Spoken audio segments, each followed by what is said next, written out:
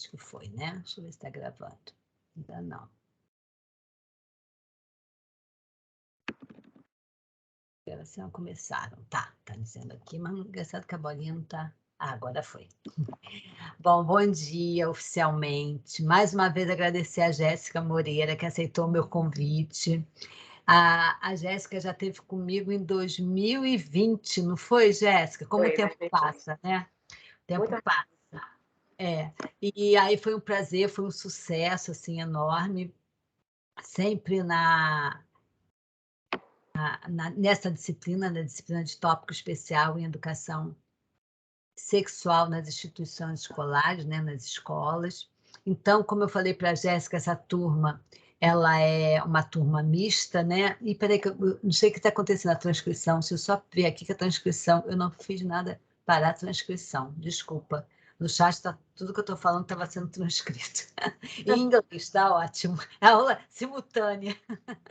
Mas porque eu acho que eu apertei junto com a gravação. Então, nessa disciplina, eu acho sempre importante trazer, né, um profissional de psicologia, e a gente tem esse muito grande, porque ela trabalha na área. Tenho muito orgulho também, porque ela é formada pela nossa universidade, então você vê uma trajetória de sucesso de um profissional que foi formado dentro do nosso campus, né, lá na UVA. Então, assim, é uma satisfação muito grande. E, ao mesmo tempo, é de fundamental relevância, porque a gente, além do olhar, né, do conceito que a gente sempre vai trabalhar, né, que a literatura nos propicia isso, mas a gente vai ter aí a experiência de um profissional da área trazendo, né, o que é de mais atual em termos de literatura, de conhecimento, de situações. Então, já brifei aqui com a Jéssica algumas questões. Então, nosso tema hoje é a construção sexual na criança e no adolescente. Então, a Jéssica vai falar um pouquinho para a gente. Então, como eu coloquei para ela, nós temos alunos aqui de diversos cursos, inclusive de psicologia. Então, o chat está aberto, se vocês quiserem fazer perguntas. Eu peço só para que vocês desliguem o microfone, para que a gente não tenha microfonia, e coloquem as perguntas no chat, que aí eu vou registrando e eu vou fazendo a mediação com ela. Tudo bem? Então, podemos começar, Jéssica? Você se apresenta, por favor, e mais uma vez, muito obrigada. Obrigada, Rosileia. Eu que agradeço, né, pela oportunidade de estar aqui mais uma vez nessa disciplina, falando sobre sexualidade infantil.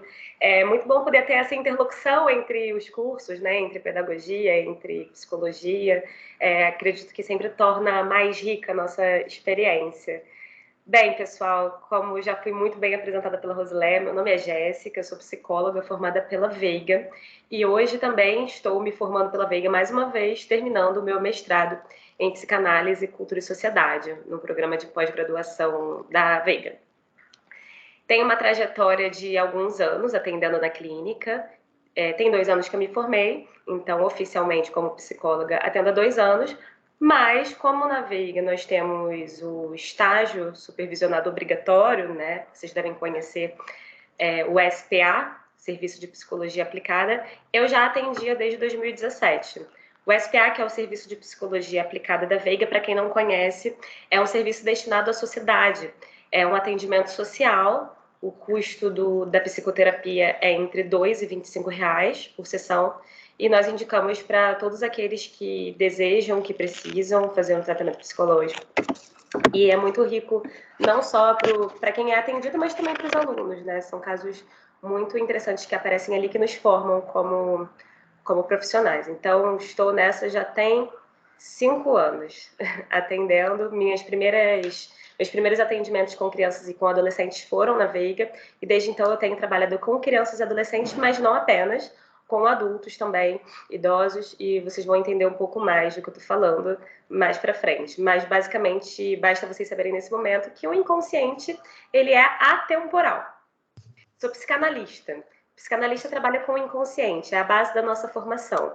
E o que significa o inconsciente ser atemporal? Significa que dentro de nós existem crianças que passaram por traumas, e quando eu falo de trauma, eu não falo apenas daquilo que foi negativo, mas também daquilo que foi positivo, aquilo que afetou o sujeito. E todas as nossas escolhas da vida adulta se pautam nessas experiências infantis. Por isso que é tão relevante, né, esse tema que a Rosileia tá levantando aqui na disciplina de vocês. Joyce, o atendimento é feito por estudantes? Tem acompanhamento de profissional? Sim, o atendimento é feito por estudantes no final da graduação e pelos alunos da pós-graduação de psicanálise também. E o acompanhamento é feito por um profissional, um supervisor. Cada equipe tem um supervisor, que é um professor da Veiga, que vai acompanhando semanalmente os casos. É muito, muito interessante. Para quem quiser, é só vocês irem, fica na Vila, se eu não me engano, na Casa 4, e vocês preenchem uma ficha ou indicam para, enfim, alguém que vocês desejem indicar. Bem, a Rosileia já me adiantou que nem todo mundo aqui é da pedagogia, que temos pessoas de vários cursos, então, já que eu não estou vendo o rostinho de vocês, se vocês puderem colocar aqui no chat só o nome do curso que vocês estão fazendo, para mim vai ser muito interessante saber o que vocês estão fazendo. Pedagogia, psicologia, coloquem aqui no chat rapidamente. História, tem pessoal de história. Pedagogia. Legal. Tem bastante gente de pedagogia. Yasmin, Manuela, Daiane, Beatriz. Olha, legal. Joyce é de história, mas também é formada em jornalismo. Geografia, olha que legal, gente. Pedagogia, Liliana, pedagogia. Quem mais? Acho que é isso, né, por enquanto. Gente, muito bom conhecer. Tá sem som. Não, eu estou rindo aqui que o Matheus colocou que ele é de pedagogia, mas quer ir para psicologia quando terminar. Que legal! De repente, Matheus, você até encontra uma articulação entre a pedagogia e a psicologia. Temos muitas. Eu mesma sou muito apaixonada por ensino, né? Os meus pais eram pedagogos. Então, foi por isso que eu comecei a fazer o mestrado em psicanálise, porque eu quero dar aula, exatamente por isso. Posso ligar o microfone? Oi, Matheus, pode? Vai. Você quer falar alguma coisa? É que eu tenho uma dúvida disso que você está falando. Não sei se está dando para ouvir aqui o que eu estou falando. Tá dando. Tá dando. Eu tenho uma dúvida disso que você falou sobre traumas, essas coisas, sobre memórias, essas coisas e tal. Deixa ela começar então, Matheus. Desculpa. Então, mas é uma dúvida muito persistente sobre a seguinte função. As pessoas, elas falam que elas lembram de um determinado tempo de vida. Por exemplo, eu não sei se você reparou, mas tem pessoas que falam assim, parece que eu senti que a vida começou quando eu tinha 14 anos. Eu senti que a vida começou quando eu tinha 8 anos. Sabe? Esse relapso de memória que a pessoa tem. O que acontece essa é uma ótima questão, Matheus. Quando uma pessoa consegue ter as memórias lá de trás e consegue se autodiagnosticar e saber o porquê que faz certas coisas, circunstâncias. Ótimas dúvidas. Vamos falando, né? Eu acredito que eu vou responder suas dúvidas ao longo, mas se eu não responder, no final nós falamos de novo. Tá bom? Bem, então aqui... Estou lendo aqui os desejos de vocês. Tem muita gente que cursa pedagogia que também tem curiosidades e vontades pela psicologia. Bem, talvez vocês saiam daqui com uma semente plantada, que é a semente da psicanálise, né? Vamos lá. Eu vou deixar aqui no chat as minhas redes sociais. Lá eu falo sobre psicanálise, sobre psicologia. Eu acho que pode ser bem interessante para vocês acompanharem. Deixei meu Instagram, meu TikTok e o WhatsApp no chat. Então, começando, né? O que é a psicanálise?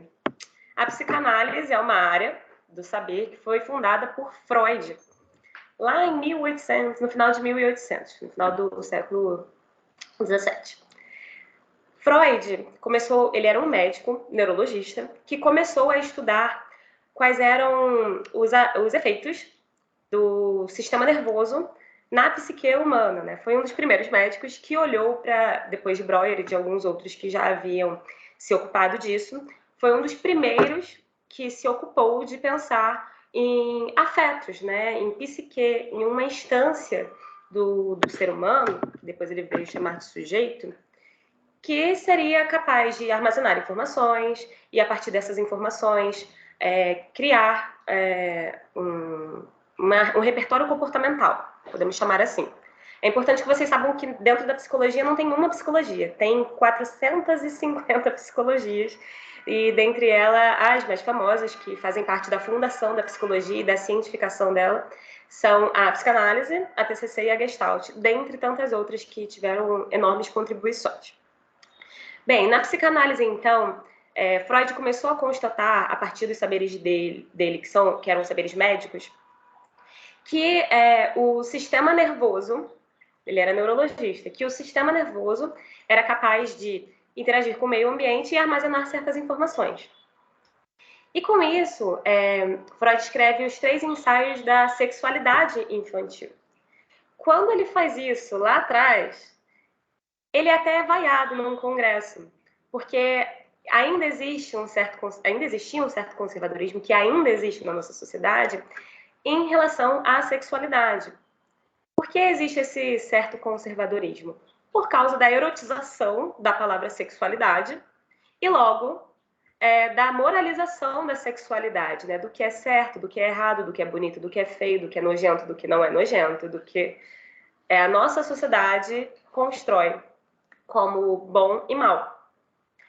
Mas a sexualidade que Freud estava falando não tem nada a ver com esse erotismo, que hoje nós temos essa concepção de sexualidade no erotismo.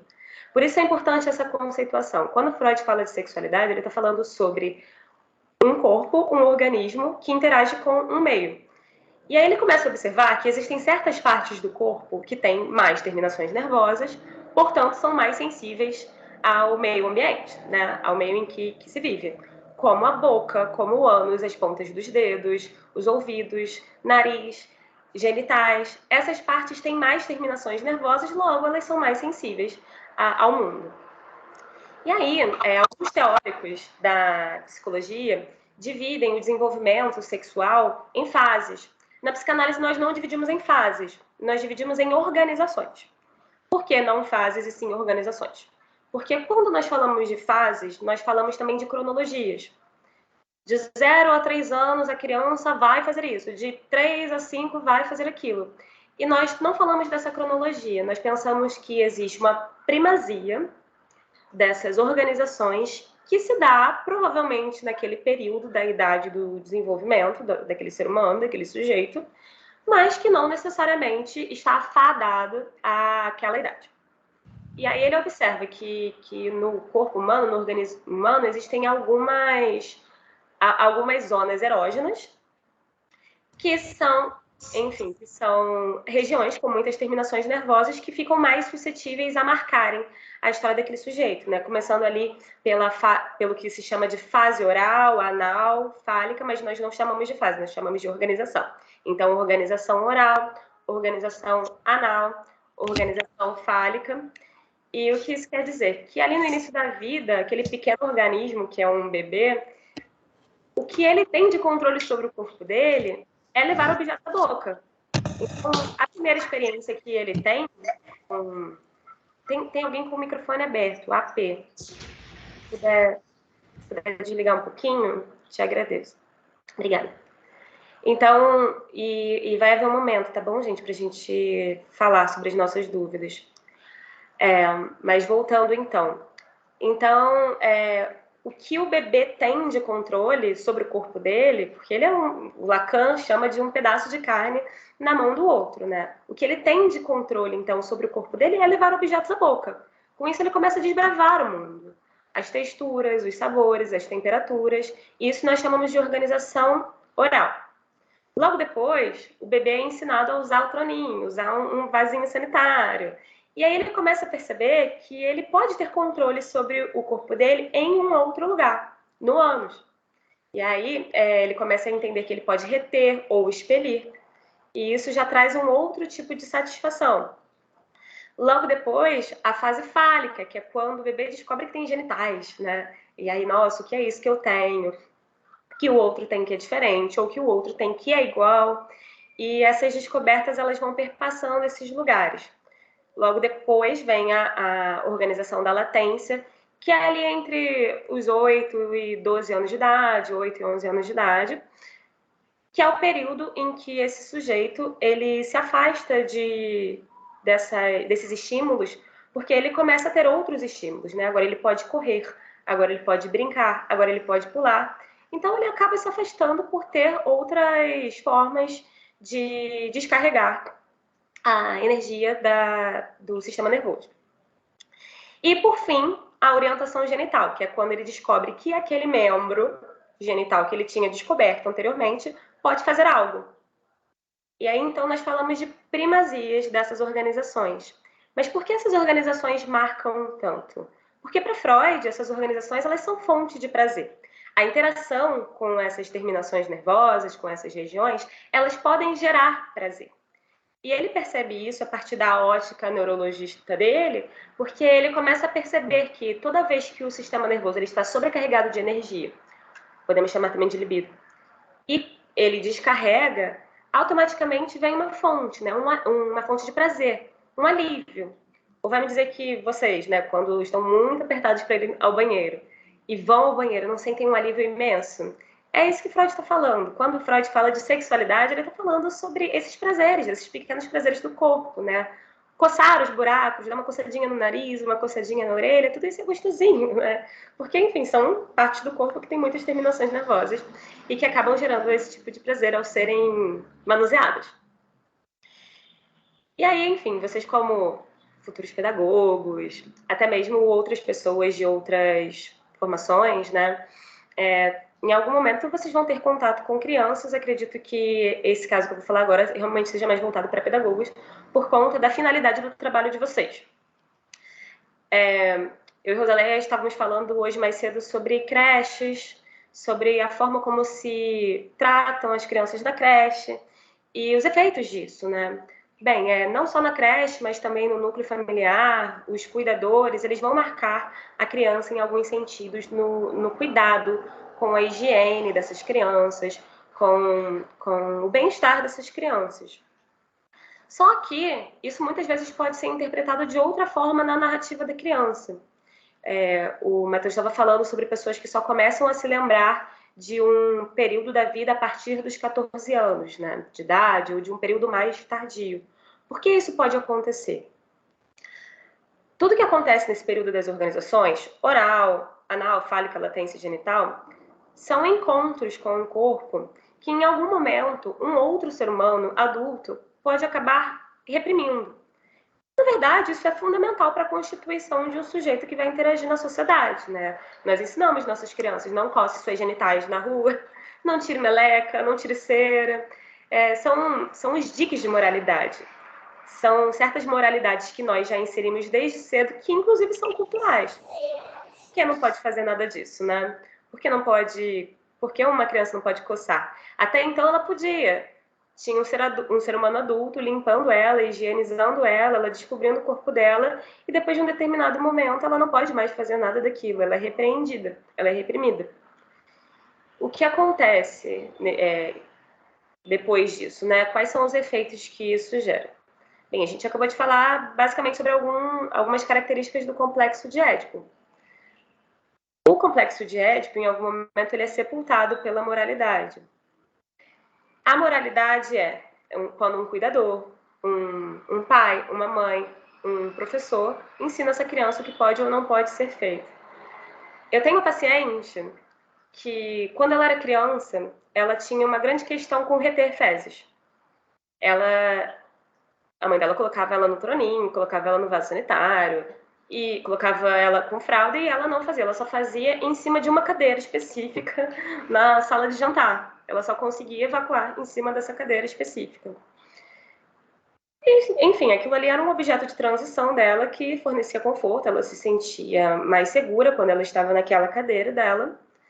E aí a mãe dela, na ignorância da época, realmente não se tinha muitas informações de como transicionar um bebê naquela época, né? Isso foi muitos anos atrás. Hoje nós dispomos de muito mais informações. Hoje nós estamos qualificando muito mais profissionais, que são vocês, para um dia escreverem um artigo de uma revista, fazerem um vídeo no YouTube, que vai ser útil para a sociedade, que vai servir a sociedade nesse sentido.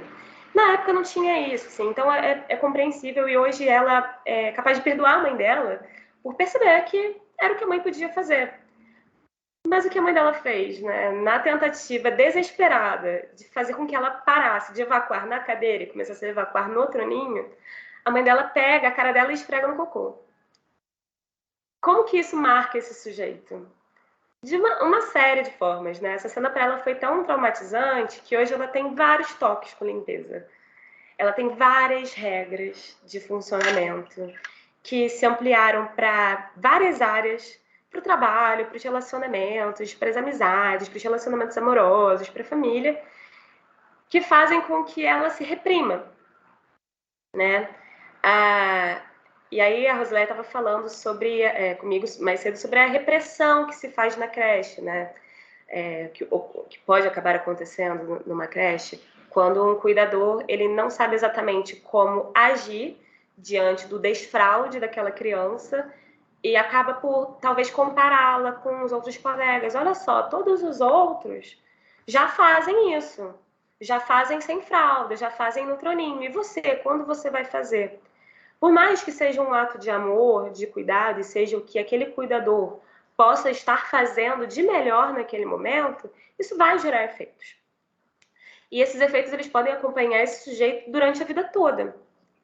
Não é porque esse sujeito é um pouco atrasado em relação aos demais, no desfraude, em adquirir essas noções do que é higiênico, do que não é, que ele não vai aprender em algum momento. Ele vai, só que cada um tem um tempo diferente, né?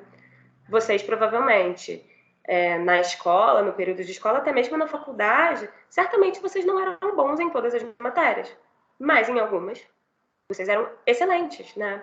Então, cada sujeito é diferente, cada sujeito tem uma história, um repertório diferente, uma narrativa diferente que vai torná-lo único, né? Bem, então, como não traumatizar uma criança? Não tem como não traumatizar uma criança. Até porque, mesmo que é feito com amor, com carinho, pode ser interpretado por aquela criança como uma violência na narrativa dela. Eu tenho uma paciente que tem uma filha de 2 anos, 2, 3 anos. E um médico recomendou que os lábios vaginais da filha estão colando. Um médico recomendou que ela aplicasse uma pomada, um corticoide, e fizesse uma massagem para abrir os lábios vaginais da filha. E essa minha paciente, ela simplesmente não consegue fazer isso com a filha. Ela fica muito angustiada, pensando, será que eu estou causando um trauma nela? Será que ela vai lembrar de mim como alguém que abusou dela? Será que eu vou criar um trauma tão grande que ela nunca vai conseguir se relacionar sexualmente com ninguém? E aí essa minha paciente resolveu submeter a filha dela a uma cirurgia. Em vez de ela fazer esse exercício, né, da aplicação da pomada e o exercício diariamente, ela resolveu submeter a filha a uma cirurgia com bisturi para que ela não se traumatize. Por quê? Minha paciente tomou essa decisão? Porque ela acha melhor submeter a filha a uma cirurgia do que ela mesma fazer o procedimento médico em casa. Ela é formada, tá, gente, da área da saúde. Ela tem condições técnicas para fazer isso. O que ela não tem são condições psicológicas. Mas por que ela não tem isso? Porque na história dela, os cuidados higiênicos foram entendidos como abuso sexual. Quando os pais dela cuidaram dela, quando foi a vez dela de ser criança, por algum motivo, na narrativa dela, ela interpretou como um abuso sexual. É claro que a gente não tem controle sobre isso. Isso realmente pode acontecer quando vocês estiverem nos cuidados com uma criança. Se vocês estiverem nos cuidados com uma criança. A narrativa é dela. Mas nós apostamos que existem formas mais humanizadas, né? Muita gente fala perto de crianças coisas de adulto, né? Falam sobre coisas que a criança não deveria estar ouvindo ali, supondo que a criança não está entendendo. Ela só tem 3 anos, ela só tem 4 anos, ela não está entendendo. Aí que está o erro. Ela pode não estar entendendo naquele momento, mas a partir do momento que ela crescer, que ela aprender um pouco mais sobre linguagem e associar os elementos que ela se lembra da cena, ela vai entender o que foi dito. É muito comum a gente ouvir na clínica questões que perpassaram por um período antes da gestação daquele sujeito. A minha mãe não queria me ter. Meu pai não queria que eu nascesse. né? Ou então escolhi tal profissão porque a minha mãe começou essa graduação e não terminou. Então tem muitas coisas da vida daquele sujeito que, embora ele não estivesse vivo ou não estivesse apreendendo o que estava sendo dito naquele momento, posteriormente ele vai criar uma narrativa em cima daquilo. Matheus, pode perguntar. É sobre uma questão muito sobre a psicologia, falando sobre isso que você está falando, que as crianças elas têm traumas assim e elas exercem uma função quando vira adulto a partir dos princípios do que vivenciaram no passado com determinados assuntos de adultos ou não. Exemplo aqui. A criança ela é submetida a não ter vivências com adultos e ela não tem esse tipo de traumas. Ela não se tornaria um adulto abobado por não saber lidar com as circunstâncias da vida? Saber como funciona o ciclo dos adultos, como é as coisas assim. Não sei se deu para entender o tipo da minha pergunta. Sim, deu para entender. Bem, tem desenhos, né? Tem animações que abordam essa possibilidade, né? Mowgli, Tarzan, que são crianças que foram criadas pelo meio ambiente, pela floresta, né? Bem, existe sim essa possibilidade, porque nós entendemos o ser humano, o sujeito, como um sujeito da linguagem. Por isso o sujeito, né? Ele está assujeitado à linguagem. Se ele nasce e é colocado em algum lugar, a primeira possibilidade é que ele morra, né? Porque um bebê humano, ele na verdade não tem capacidade alguma de sobreviver sozinho.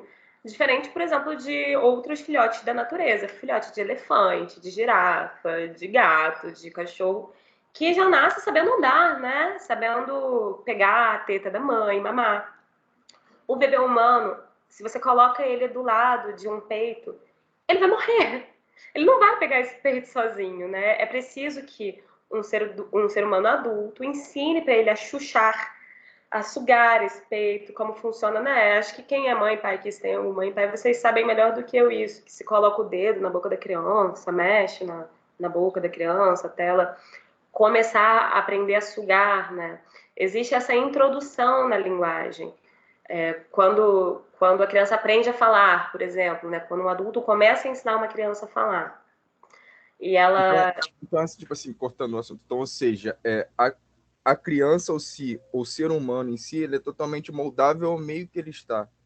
Exato, exatamente. Então ele precisa de um determinado tipo de ouvir alguma determinada conversa de adulto para que ele possa estabelecer um próximo futuro. A gente não chama de ouvir a conversa de um adulto, a gente chama de um adulto inseri-lo na linguagem. Um adulto vai inseri-lo na linguagem, ensinar como ele pode pedir o que quer, né? Quando a criança nasce, ela só sabe chorar. Aí, depois de um tempo, a mãe começa a detectar, o pai começa a detectar, ou o cuidador começa a detectar, bem, esse choro é de fome, esse choro é de cólica. E aí ali existe uma certa comunicação que se dá entre o bebê e a mãe, porque aí o bebê também e a mãe, o pai, o cuidador, porque o bebê também vai percebendo que aquele ser humano adulto, ele responde diferentemente aos tipos de choro. E aí começa uma comunicação que vai se tornando mais sofisticada ao longo dos anos, né, do desenvolvimento dessa criança. Bem, então, voltando às organizações, né, quando nós chegamos novamente à organização genital, quando nós temos esse retorno, melhor dizendo, quando nós temos o retorno à organização genital, que é perceber que existe prazer com os órgãos genitais, quando nós entramos na adolescência. A puberdade, ela faz esse retorno, né? Porque ela convoca, a partir do corpo, que esse adolescente se entenda o que o corpo dele requer dele naquele momento.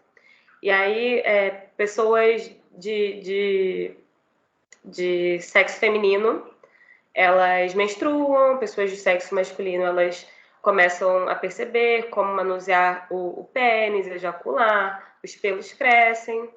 Mas aí, para vocês verem como essa discussão não é de hoje.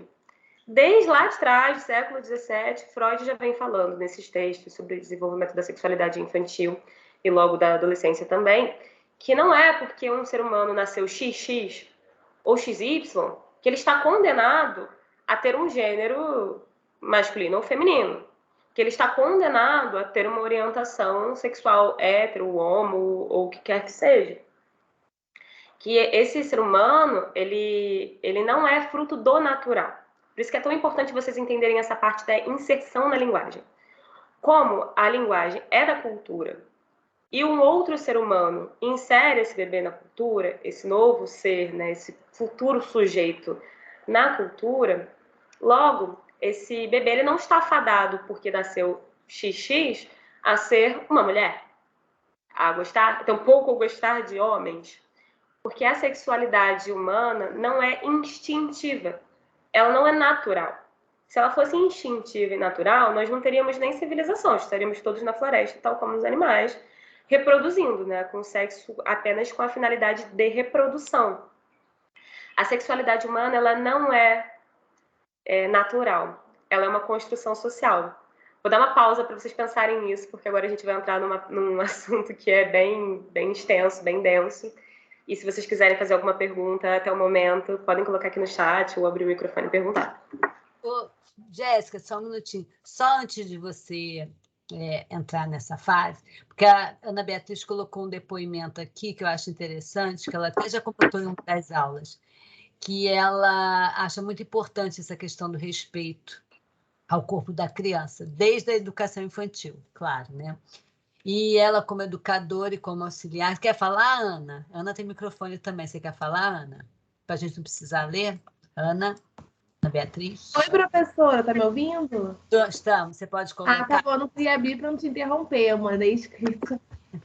Então, eu até falei em outra aula, na minha aula de estágio com a Rosileia, que foi uma questão que eu trabalho com o grupo 5, educação infantil, mas eu sempre trabalhei com educação infantil, agora do fundamental também. Eu estou no grupo 5, que é a pré-alfabetização 2, né? E é um grupo que eles já são crianças de 5 e 6 anos, entre 5 e 6 anos. E eles já têm autonomia para ir no banheiro, fazer xixi, se limpar sozinho, tanto os meninos quanto as meninas, que às vezes eles precisam também, né? Às vezes vaza, eu falo para eles, passa o papelzinho, né? E assim, aconteceu uma situação que uma criança, a calcinha da menina vazou e ela foi para casa com um pouquinho de xixi na calcinha. Aí teve uma reunião e os pais falaram que eles queriam que a partir de agora a gente limpasse as crianças, tanto as meninas quanto os meninos, até nos momentos que eles faziam xixi. E foi uma coisa assim que eu achei um absurdo, porque as meninas elas já tinham autonomia, né? Na hora que eles defecam, a gente limpa com lencinho descido e tudo mais, mas a limpeza do xixi, eles já têm essa autonomia. Então, quando eu ofereci, todas falaram, não quero, já sei me limpar, não quero que me limpe, já sou grande, já cresci. E os meninos a mesma coisa. E aí eu falei com o professor, olha, eu vou chegar num acordo com as crianças. O que eu vou fazer? Eu vou orientar as meninas como elas vão se limpar direitinho, vou verificar as calcinhas e os meninos eu vou verificar as cuecas e falar que se tiver pintando, vocês secam. Porque é importante, não pode tirar essa autonomia. Eu não vou chegar e invadir o corpo deles, sendo que eles já têm essa autonomia. Ou mesmo que eu retroceder, vou falar para eles, olha, você não tem mais maturidade para se limpar. Sendo que, assim, se vazar, tudo bem, a gente lava, a gente troca sem problemas. Só que se acontecer, acontece com qualquer criança, a gente não vai transformar isso num bicho de 7 cabeças. Olha, agora todos vocês eu tenho que limpar vocês porque vocês não têm maturidade para se limpar. Aí isso pode gerar como você falou, né? Um trauma para a criança, porque ela já entende que, olha, esse é o meu corpo, eu consigo me limpar. O cocô, tudo bem, a tia me ajuda, eu vou lá, eu peço, eu ajudo. Agora, o que eles conseguem fazer sozinhos é complicado você tirar isso deles. Ainda mais uma coisa tão íntima, né?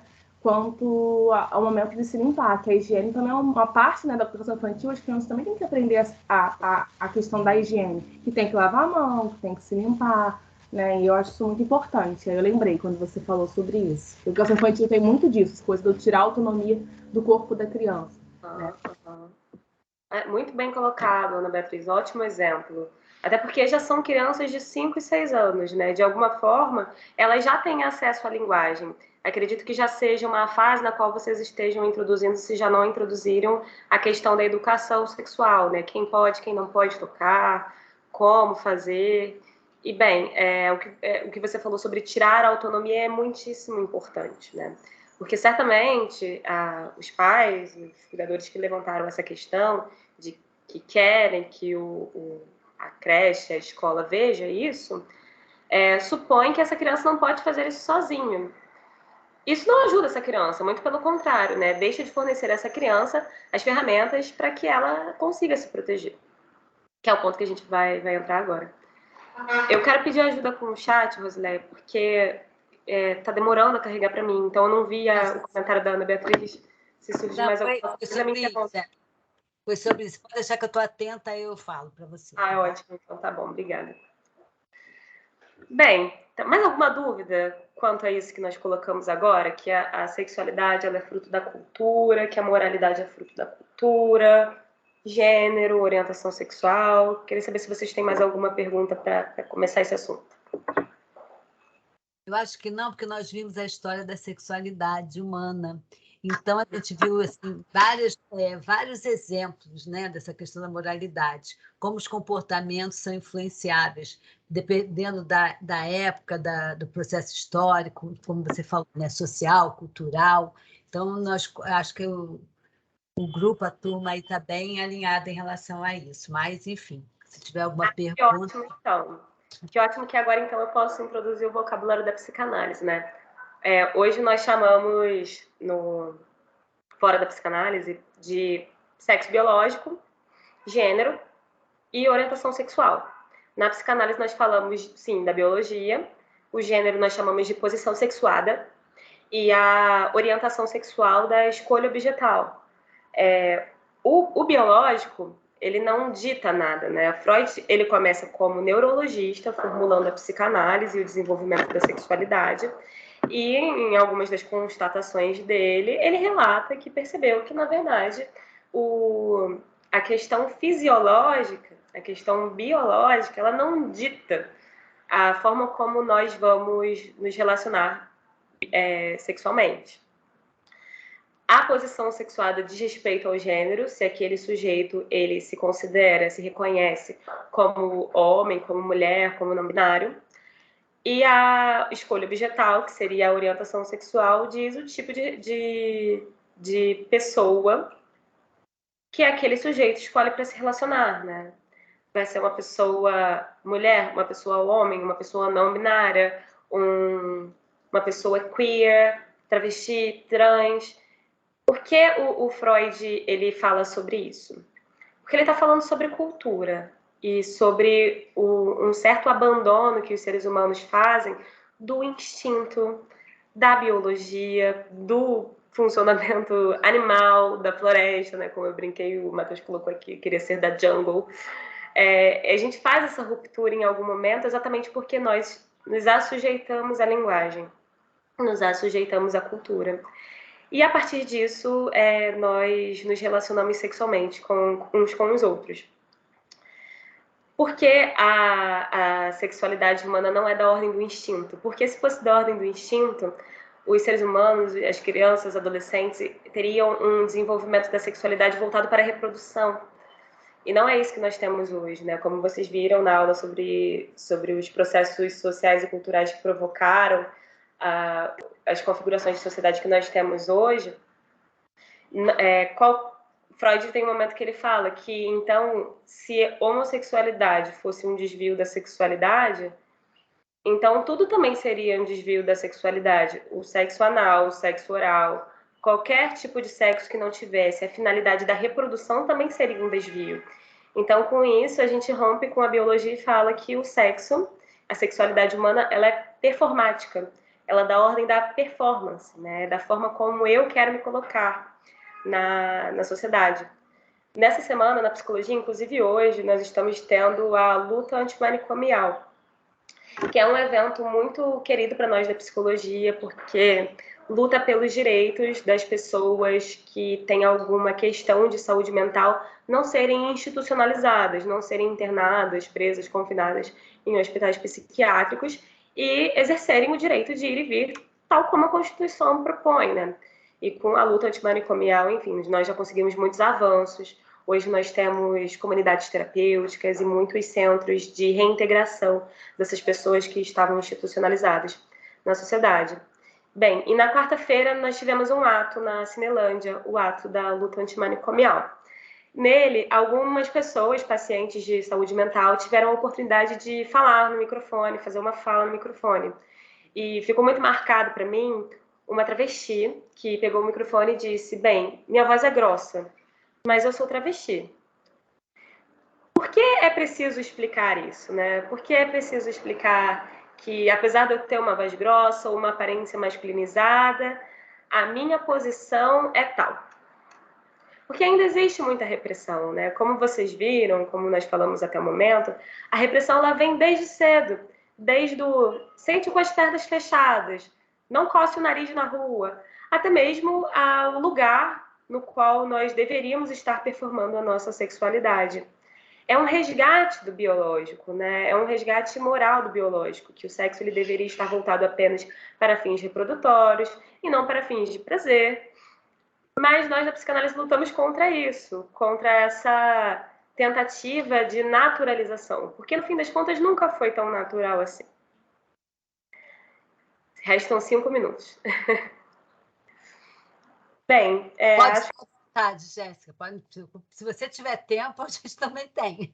Ah, não, tudo bem. Pode passar uns 10 minutinhos, não tem problema não, tá? Ah, então tá tudo certo.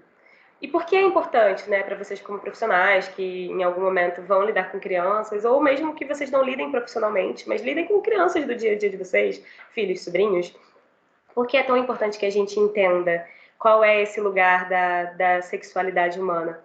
Porque nós construímos essa cultura na qual nós estamos inseridos. Não só somos parte dela, como nós também estamos construindo, né? Essa minha paciente que eu falei para vocês, que tem a filha, que ela vai submeter a uma cirurgia médica, ela faz isso não apenas... Não é de lugar algum que essa convicção vem. Essa convicção de que a higienização é uma violência sexual, ela veio da história dela, da narrativa dos pais dela, da narrativa da cultura, e, de alguma forma, ela também pode estar passando isso para a filha. Nós não só somos produtos dessa linguagem, dessa cultura, como nós também estamos fazendo a manutenção dessa cultura. Então, vou deixar uma provocação para finalizar, né? Que tipo de cultura nós estamos construindo quando nós reprimimos as sexualidades dos seres em desenvolvimento, né?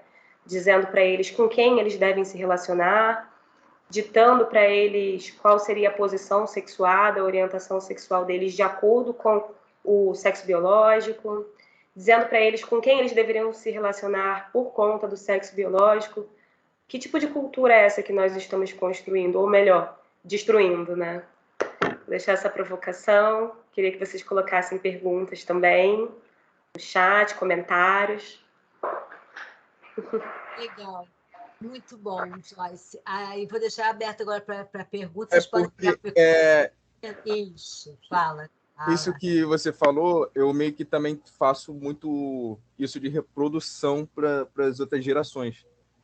Eu tenho essa mania de poder reproduzir aquilo o contexto, tipo assim, quando tem algum garoto mais novo, eu sempre falo assim, descruza as pernas, pode parar de descruzar as pernas, que quem cruza a perna é mulher. Eu sempre reproduzi essas coisas, porque isso já foi reproduzido para mim passado, e eu acabo reproduzindo. Eu não sei se é certo ou se é errado, mas eu sei que eu faço isso e eu não quero mudar isso, entende? Eu continuo reproduzindo essa mesma história de fazer orientação sexual, que homem é homem, mulher é mulher, sempre para determinado tipo da minha família. E eu não sei se isso interfere algum tipo de trauma numa criança ou não, porque para mim não interferiu, entende? Eu já tive essa visão. Será que não, né? É porque acontece, eu fui criado, teve um lar. Fazer terapia aqui, vamos. Eu tive um lar. Tudo aquilo ali baseado na construção familiar normal. Só que, diferentemente das criações de primos e primas meus. Só que eu tive uma vertente meio diferente deles, porque eu fui criado também na rua, porque eu pulava muro para poder brincar na rua, essas coisas e tal. Então tem uma vertente totalmente da rua. E outra coisa também, o que acontece que essa geração também está passando demais das crianças é a internet. Ou seja, elas têm tudo na mão, e essa internet é uma inteligência artificial que faz parecer que o mundo é daquela forma, mas quando ela vai para a rua, o mundo é de outra forma. Entende? O mundo na rua, no meio social, ele ainda não é... Como posso dizer? Ele ainda não é acolhedor para as pessoas que têm orientação sexual diferente. O mundo real, o mundo que está nas ruas. Desculpa. Vontade de falar. Mas é isso que a gente está construindo, né, Matheus? Então, eu sei que é essa construção, mas só que eu estou falando assim, porque por eu viver nas ruas, entende? Eu tenho esse tipo de visão. Porque quando a pessoa que está na internet bota assim, só vai ter um grupo, uma reunião tal, de movimento LGBTQIA+. Vai todo mundo lá. Todo mundo que está ali naquele grupo é daquele grupo, entendeu? Mas quando aquele grupo se destoar ali da orientação sexual e ir para as ruas de verdade, ele vai sofrer os bullying, vai sofrer o racismo, vai sofrer o preconceito. Porque o mundo real é muito diferente do mundo da internet. Mas deixa eu falar. Por isso que eu sempre tento criar com os meus, para ele combater, para ele entrar no meio da sociedade de onde a gente está vivendo, na vivência, entende? Não é como uma forma mas como uma forma de não fazer com que eles passem coisas que eles não querem ser passados ali no mundo social. Não devem passar. Professora, você me escuta? É o Carlos que escuta. Isso, posso? Deve, Carlos. Eu estou louca para falar, mas eu quero que vocês falem. Vou até desligar o microfone. Carlos, eu sou gay. Então, eu cresci escutando isso. Você não pode usar rosa. Você não... Descruza a sua perna. Não anda assim, não fala manhoso. Na minha construção, eu tive o ponto de achar, meu Deus, o que eu tenho de errado? Eu sou errado? E eu tenho um irmão gêmeo, ele é hétero, eu falo, meu irmão a palavra normal é uma palavra arrasadora. Meu irmão é normal e eu não, eu sou anormal. O que eu tenho de errado? Porque eu não sou como as outras pessoas. Então, coisas pequenas, sim, às vezes causa traumas. E essa questão do vou preparar para viver na rua, não, a gente quer quebrar, porque eu ando de mão dada no meio do metrô. Porque se eu não mostrar que eu existo, que eu não estou assim dentro do meu grupo, que eu sou uma pessoa que eu ando na rua de mão dada, eu posso dar um beijo, eu posso ver um cinema junto com meu namorado. Se eu não mostrar na rua, onde é que as pessoas vão ver? Onde é que essas pessoas vão aprender? Então a gente tem sofrimento, a gente vai ter, óbvio, porque a sociedade ela ainda é muito preconceituosa, mas a gente tem que mostrar, mesmo que sangre, porque você ficar dentro da sua casa, meu Deus, olha, vou militar a beça no Twitter. Tá bom, mas você vai sair aí, como é que vai ser? Então, se você tem a questão no mundo gay do afeminado, gente, se você quer usar uma roupa feminina, use. Você quer usar uma saia, use. Você mostra à sociedade que, eu não me importo. Eu vou ser como eu sou. Eu vou ser feliz, mesmo que isso doa, mesmo que isso sangre. Mas eu vou ser assim, eu estou aqui. Dentro dessa construção, eu acho que até no meio, né, do âmbito escolar, ainda dos próprios crianças, ainda há muito preconceito, porque qualquer coisa... Eu não tinha muito amigo homem. A maioria dos meus amigos eram mulheres. Então, lá o Jadinho só anda com mulher, isso e aquilo. E se a gente não ensinar, não passar para os nossos alunos, não tem problema, o que tem? A gente vai estar contribuindo com a cultura machista.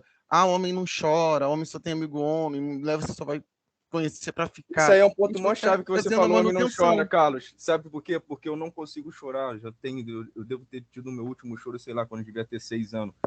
Amigo, então, eu posso te falar uma coisa? Não adianta, cara. Você pode você pode chorar, você não pode chorar biologicamente. Não consigo, velho. Você não produz lágrimas porque você tem um bloqueio psicológico, mas você está chorando. O seu próprio discurso agora, você está pedindo socorro pra gente. É mó bicão, esse paciente. Se tu estiver contando uma história triste, eu vou começar a olhar para você como mó bicão. Você agora, no seu próprio discurso, você tá virando para a turma toda falando, gente, me ajuda. Entendeu? Não, cara, eu não consigo... Eu não consigo levar essas coisas sentimental, tipo, eu sou muito exato, assim, na tecla. Não, se você é humano, creio eu, né? Se o corpo tem carbono, ferro, flúor, se você é humano, você é sentimental. Essa palavra que a gente usa, eu não sou sentimental, eu sou racional. Isso é totalmente Ou então controverso. eu não sei como é que funciona esse sentimento. Você essas pode coisas. estar bloqueando o seu sentimento. E isso é uma coisa muito ruim, porque a nossa amiga que é psicóloga, ela pode até atestar. Porque na própria teoria freudiana da histeria, se você represa muito tempo um sentimento, na hora que ele vier, ele vai vir muito forte e ele pode causar muitas consequências. Mas você tem seus sentimentos, você está expressando ele agora, você se preocupa, mesmo que de um modo um pouco equivocado, você fala, eu preparo os meus para ir para a rua, você tem preocupação, você não quer que nada aconteça de mal, então você demonstra. Porque, inclusive, olha só, isso que você falou sobre se vestir. É um casal aqui que mora por aqui, ele apanhou, mas apanhou apanhou de apanhar mesmo, não foi surra. É porque eles estavam andando de mãos dadas aqui na minha área e os malucos pegaram, falaram, olha só, essa área aqui é para a área de heterossexual, vocês vão apanhar para vocês aprender que não é para ficar andando de mão dada aqui. A fala foi essa assim, segundo a galera que falou essa parada. E meteram a porrada no casal. Foi porrada mesmo. Inadmissível. Mas foi abafado, porque por ser local de favela, as notícias, vamos supor, se o jornal tivesse que dar as notícias de tudo que acontece no mundo, não ia ter time para reproduzir.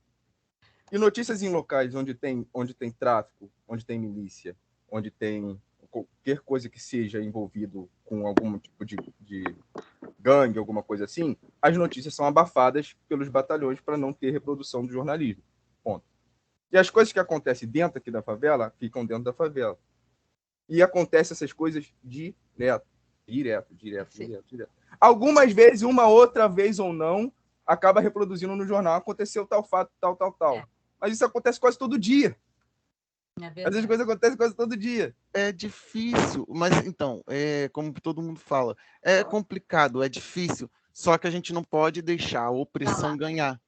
Porque se eu deixar de sair de mão dada ou deixar de usar um batom, só que o problema é que a opressão vai ganhar. A opressão segura um fuzil. Esse é o problema. Jéssica, você quer comentar o que os meninos, o Carlos, principalmente a fala do Carlos inicial, o que os meninos estavam comentando aqui? Com certeza, Carlos, achei sua fala super importante, assim, super necessária.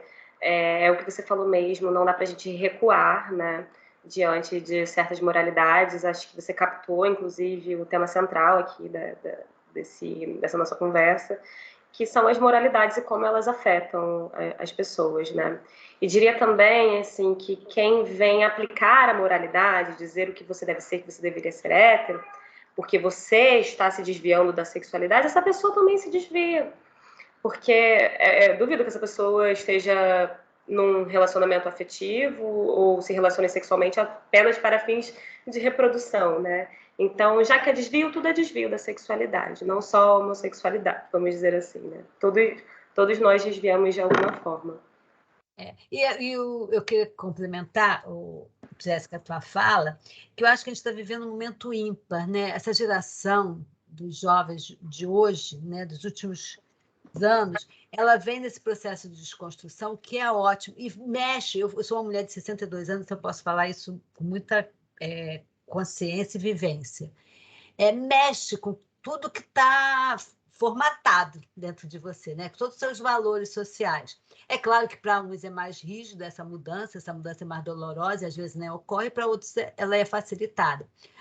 Às vezes causa algumas estranhezas, né? Mas a gente começa a pensar, e principalmente como educador, independente da faixa etária, que essa desconstrução, como o Carlos muito bem falou, ela é tão necessária, né? É tão necessária, e a necessidade de informação, por isso que a gente está aqui, né? Eu fiz questão de trazer você, a gente está dentro dessa disciplina trazendo vários temas relevantes para a discussão, e eu acho que essa desconstrução não é só na questão de gênero, né? Ela acontece em as formas como as pessoas estão se relacionando. Eu reparo muito isso. Então, assim, boca é boca, então se beija todo mundo. Aí a gente, de início, né, você nossa, boca é... Mas aí depois você para na boca é boca. Né? Não estou aqui sem julgamento de valor, cada um com quase. Mas a gente começa, o que eu estou falando, é um movimento, como o Carlos falou, que de repente causa uma certa estranheza, mas daqui a pouquinho se torna natural, né? Como tudo. como tudo. Aí as meninas jogando futebol, a forma, enfim, outros exemplos da sociedade que não necessariamente é atrelada a essa questão de gênero, são tabus. E eu relatei para eles, né, numa das nossas disciplinas, que quando eu era criança, eu lembro muito bem, tinha Judas, enfim, e tinha essa concepção que mulher desquitada era mulher, né, que não era mulher para você ter uma relação séria. Então, Mas assim, são que mulher conceitos que desquitada? foram mudados, mas olha só, são conceitos que foram. Divorciada, Matheus. Desquite tá. era o divórcio antigamente, era o que se dava o nome. Desculpa. Olha, usei a linguagem de antigamente mesmo. Olha como é. Obrigada, Carlos. Porque não tinha o divórcio, né? Então, assim, essa questão a gente foi mudando, isso foi mudando e hoje faz parte da vida humana, né? Você não é obrigada a ficar no casamento eterno só por uma questão de padrão social, apesar de ainda acontecer. Então, a gente percebe. Mas foi fácil, professora? Não. Claro que Esse não. é o problema que as pessoas não entendem, Claro. principalmente na nossa geração de hoje. Mudar dói. Toda mudança é dolorosa. E às vezes a dor, ela não é ruim, mas mudar dói. Você se desconstruir dói, é complicado, é chato, muda, você não quer, é estranho, mudar dói. E a gente está numa sociedade de hoje que quer evitar a dor a todo custo, sendo que é uma coisa natural. A gente tem que sentir, aceitar, superar, não superar. Cada um faz o que quiser com sua dor, mas ela tem que ser sentida, ela não pode ser evitada, prolongada, reprimida. E mudar dói. Esse é um problema da sociedade de hoje. E vai trazer sofrimento, né, para ambos. Eu acho que traz sofrimento para ambos os lados. Traz sofrimento para as famílias, sofrimento em vários aspectos, tá? Para a sociedade, sofrimento até de ruptura mesmo, porque é o que você fala, mudar dói.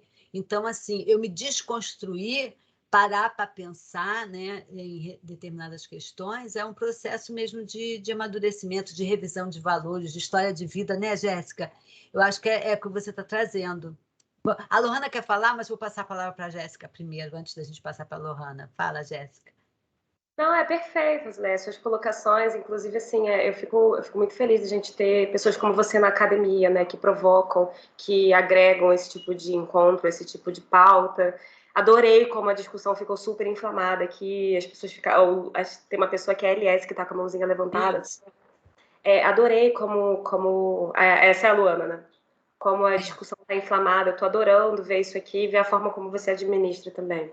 É isso que eu tenho a acrescentar agora. Tá, deixa a Lohana quer falar, e a Joyce colocou uma pergunta lá no chat, depois eu vou falar, mas é uma pergunta só do Pinel, da TV Pinel, antes da gente passar para a Lohana, ela perguntou se a TV, que ela já participou, que ela foi aluna do jornalismo, na luta antimanicomial, desculpa, e que colaborando com a TV Pinel, se ainda existe a TV Pinel, você sabe? Eu não sei. Eu tinha até lido essa pergunta, procurei aqui, mas eu não sei responder isso, não me lembro. Tá, tudo bem. Lohana, você quer falar, por favor? Oi, bom dia. Bom dia. Então, depois dessa conversa dos meninos, eu me lembrei de uma coisa, e aí me veio um questionamento que eu gostaria de também saber a sua opinião como psicóloga, que uma coisa que eu escuto muito hoje em dia as pessoas falarem é que as meninas hoje em dia, desde cedo, escutam funk, dançam funk, se sexualizam, e isso traz uma imagem ruim, pode causar que elas sofram abuso sexual, etc.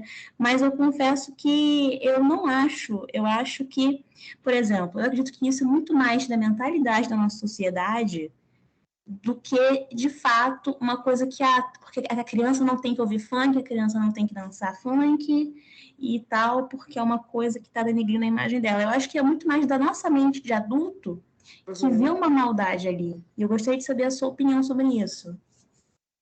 São ótimas colocações, inclusive para esse tipo de discurso, de pessoas que dizem isso para você. Eu só tenho perguntas, né? Por que uma menina que dança funk é hipersexualizada e um menino que dança funk não? Por que a dança do funk é erotizada, é vista como erótica aqui, sendo que ela tem primórdios na África, né? E lá é cultural. Aqui não é. Porque o produto da nossa cultura muitas vezes é tão endemonizado em detrimento aos produtos que a gente importa, como rap norte-americano, pop norte-americano, ou vai dizer que a Beyoncé rebolando no palco não é sexualizado também, né? Então, só tenho essas perguntas. E te recomendo também a fazer perguntas para essas pessoas, para que elas reflitam no que elas dizem. Sim. Alguém mais Eu acho que é porque a gente vive numa sociedade independente, né? Porque aí eu vi que os meninos falaram sobre uma questão, eu já entrei um pouco mais pro final, né? Mas assim, os meninos falaram algumas questões, né? A Luana veio com outras, e assim, se a gente pegar isso tudo, a gente vai cair na questão do preconceito, do tabu. Porque eu vejo que hoje em dia a sociedade, eu não sei por quê, né? Se a gente já está aí, né, bem avançado em muitas coisas, a sociedade insiste em ser tão preconceituosa com tantas coisas e tantas áreas. O exemplo também da professora, né, sobre as mulheres que eram separadas. Infelizmente, a gente acha assim, isso é uma coisa que era antigamente. Não, antigamente só era uma coisa mais vista. Mas tem determinadas coisas que hoje em dia eu vejo que ainda são tidas muito preconceitos, as pessoas têm muitos preconceitos, né? A sociedade cobra muito, mas só que são mais mascaradas, né? Eu acredito que na questão da homossexualidade, né? Na questão de raça, ainda seja mais exposto. Mas tem determinadas coisas que eu vejo que ainda acontece muito, mas são veladas, infelizmente. Perfeito. Ótima colocação. Inclusive, assim, vou deixar 2 indicações para vocês de um filme e de um vídeo no YouTube de 15 minutos de um jornal que eu gosto muito, que é o Meteoro, que introduz essa questão da cultura, né? Por que a nossa cultura está configurada dessa forma, e também abre horizontes para nós percebermos que existem outras culturas que vivenciam o que nós consideramos tabu de formas completamente diferentes. O nome do vídeo é Vivendo no Matriarcado, estou escrevendo aqui no site. Vivendo no Brasil. Ele fala sobre sociedades matriarcais ao redor do mundo e como a economia delas funciona muitas vezes de uma forma muito melhor do que as economias patriarcais. E o filme é o Midsommar. Um filme que aborda aspectos antropológicos e o tabu da morte e da sexualidade também. Indico esses 2 para vocês. Bota no grupo, professora, por favor, pra gente, anota aí. Tá, porque eu tô pelo celular, fico na correria de trabalho, então assisto tudo pelo celular. Tá bom, querida, vou copiar. Obrigada, Já copiei. Obrigada.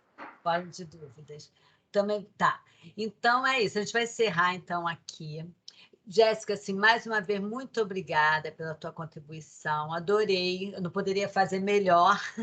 Ai, Né? Esse olhar da psicanálise, né? Atrelado à teoria de Freud, das fases de desenvolvimento infantil. A gente pensar, né, na nossa prática do dia a dia como professor, da construção de sujeitos e sujeitos autônomos. Eu sempre falo disso nos meus anos de pedagogia. A gente fala tanto, né? Uma educação inclusiva, uma educação autônoma, com liberdade, com consciência crítica, mas a gente tem consciência do que seja isso? Eu acho que a gente não tem, acho que a gente sai da faculdade sem essa consciência, né, do meu papel, da relevância do meu papel como educador na construção desse sujeito. Quer dizer, o meu papel ali é extremamente esse, de dar, não nem dar informação, né, mas mediar essas informações que estão disponíveis e fazer com que eles reflitam e cheguem às suas próprias conclusões. Então, assim, a gente não está criando nenhum conceito de moralidade aqui, né? Também a gente quer sair de um ponto para outro, mas a gente quer gerar nesse sujeito, nas pessoas, reflexões, né? A gente está aqui para fazer com que as pessoas reflitam e cada um chegue às suas conclusões. Mas a gente tem que entender que não dá também para a gente criar, né, determinadas narrativas dentro de uma única concepção, senão a gente fica, né, num trilho que é um trilho que não permite mudança, não permite adaptação e não permite crescimento enquanto sujeito. Então, e como sujeito, eu estou o tempo todo me construindo, me reconstruindo, né? Aprendendo, errando. Então, assim, foi muito bom e muito importante para todos nós ter um encontro aqui. Começou uma batucada aqui, não sei se vocês estão ouvindo, né? Estou digitando. Pessoal, Jéssica, eu estou gravando, vou disponibilizar para os alunos na turma, tá? Na plataforma da disciplina. E queria, já até te falei isso, mas só para a gente deixar registrado, vou disponibilizar no nosso canal do YouTube. Posso? Que eu acho que é bem interessante para a gente ter a nossa comunidade da pedagogia acesso ao nosso encontro de hoje. Tá bom, querida? Com certeza. Muito obrigada. Eu te agradeço. Obrigada aos alunos. Os alunos permaneçam aí que eu vou fazer chamada. Obrigada, Jéssica. Beijo grande. Tchau, beijinho. Tchau. Muito obrigada. Todo mundo adorou, viu, pelos depoimentos aqui. Amamos. Obrigada, Jéssica. Deixa eu parar a gravação. Professora, a senhora tem um canal no YouTube, não